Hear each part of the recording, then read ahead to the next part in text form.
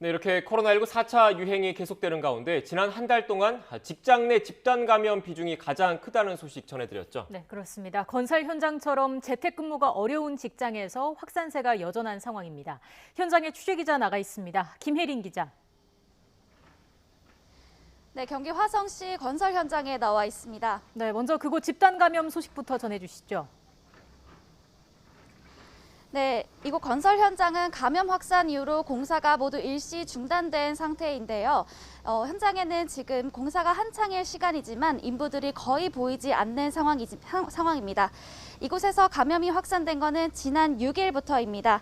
근무자 6명이 양성 판정을 받은 뒤 접촉자를 대상으로 코로나19 검사를 진행했는데요. 종사자와 가족을 포함해 현재까지 모두 29명이 확진 판정을 받았습니다. 현장에서는 열 체크, 방문자 관리 등 방역 수칙이 지켜진 것으로 보이지만 인부들이 출퇴근 때 차를 함께 타는 이른바 카풀을 하면서 감염이 확산했을 가능성이 큽니다. 경기 파주시 김치 제조업체와 인력사무소발 집단 감염도 이어지고 있는데요. 김치 제조업체에서는 지난 3일 직원 1명이 양성 판정을 받은 뒤 지금까지 모두 51명이 확진됐고요. 파주시 인력사무소에서는 지난달 31일부터 외국인 일용직 근로자들을 중심으로 집단 감염이 번지고 있습니다. 현재까지 파악된 관련 확진자는 42명에 달합니다. 이처럼 건설 현장, 식품업체, 인력사무소 등 재택이 어려운 직장에서 집단 감염이 이어지고 있습니다.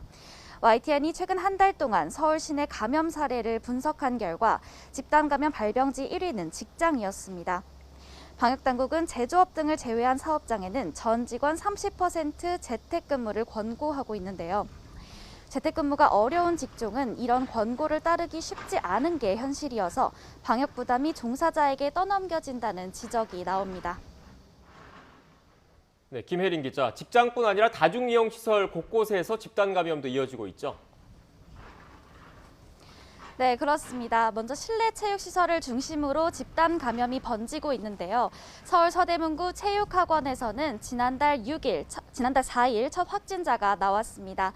원생, 종사자, 그리고 지인 등이 양성 판정을 받으면서 누적 확진자는 26명으로 늘었습니다.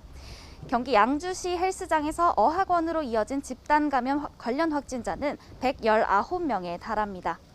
경기 서부기업 운동시설에서는 현재까지 34명이 확진됐습니다. 노량진 수산시장에서도 석 달 만에 집단 감염이 다시 발생했는데요. 지난달 3일 종사자 1명이 첫 확진 판정을 받은 뒤 종사자와 가족을 포함해 지금까지 모두 23명이 감염됐습니다. 확진자가 나온 지하 작업장 등 일부 시설은 현재 폐쇄된 상태입니다. 지금까지 경기 화성시 건설 현장에서 YTN 김혜린입니다.